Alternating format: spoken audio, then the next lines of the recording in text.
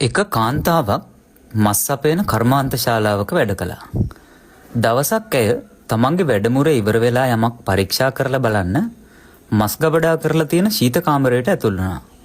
හදිසියෙම ශීත කාමරයේ දොර ස්වයංක්‍රීයව අගුළු වැටුණා. කාන්තාව ඇතුලේ හිර වුණා. ඇය ශීතාගාරේ දොර අරින්න බැලුවා, උදව් විල්ලලා කෑ ගැහුවා. හැබැයි අවාසනාවට ශීතාගාරයෙන් පිට හිටපු කාටවත් ඇහුනේ නැහැ.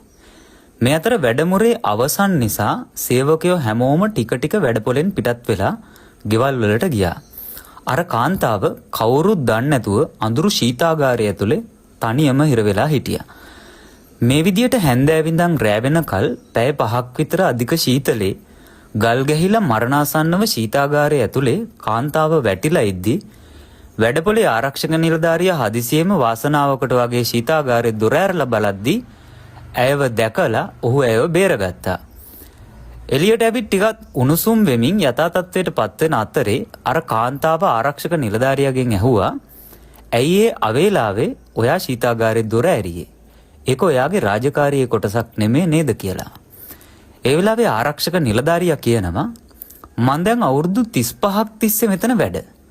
හැමදාම මේ වැඩපොළට එනවා යනවා. මේ අවුරුදු 35ටම උදේට සෙන ගෙද්දි අතවනල හෙලෝ ආයුබෝවන් කියලා මට කියන්නේ ඔබ විතරයි.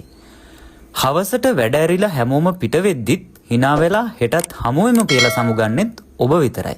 අනිත් කාටවත් මාව ගාණක් නැහැ. වෙලාවකට මට හිතෙනවා ඇත්තටම මං අදෘශ්‍යමාන කෙනෙක්ද කියලාත්. ඉතින් අදත් උදේම ඔබ හෙලෝ ආයුබෝවන් කියලා අතවනලා වැඩපොළට ආවා.